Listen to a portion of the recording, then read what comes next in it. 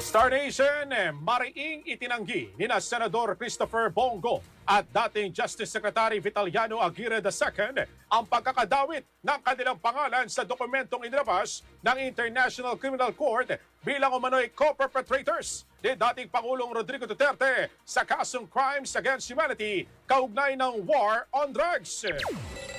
Sa inilabas na statement ni Senator Go nitong weekend, tinawag niya mga akusasyon bilang walang basihan, one-sided at hindi sumasalamin sa kanyang tunay na tungkulin bilang Special Assistant to the President mula 2016 hanggang 2018 at Executive Assistant ng Alkalde ng Davao City mula 1998 hanggang 2016. Binigyan din ng senador na wala siyang anumang partisipasyon, kaalaman o otoridad sa mga sinasabing paglabag at itinanggi rin niyang naging Chief of Presidential Management Staff siya ni dating Pangulong Duterte.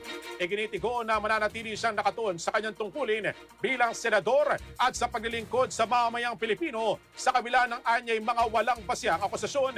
Itinanggi rin ni dating Secretary o Justice Secretary Aguirre ang anumang partisipasyon sa umano'y extrajudicial killings kaugnay ng kampanya kontra iligal na droga ng dating Pangulo.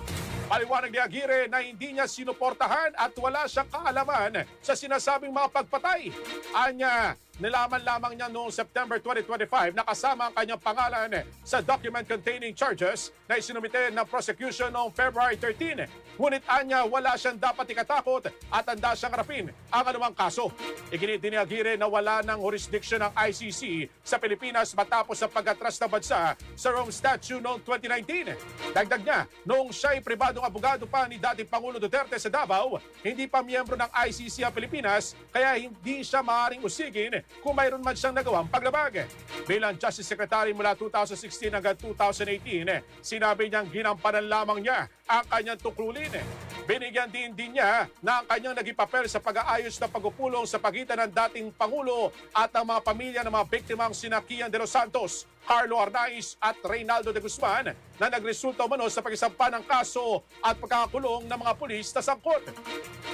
Bukod kina Go at Aguirre, pinangalanan din bilang mga umano'y co-perpetrators si Senador Ronald de la Rosa at iba pang dating matataas na opisyal at PNP officials na nakaraang administrasyon.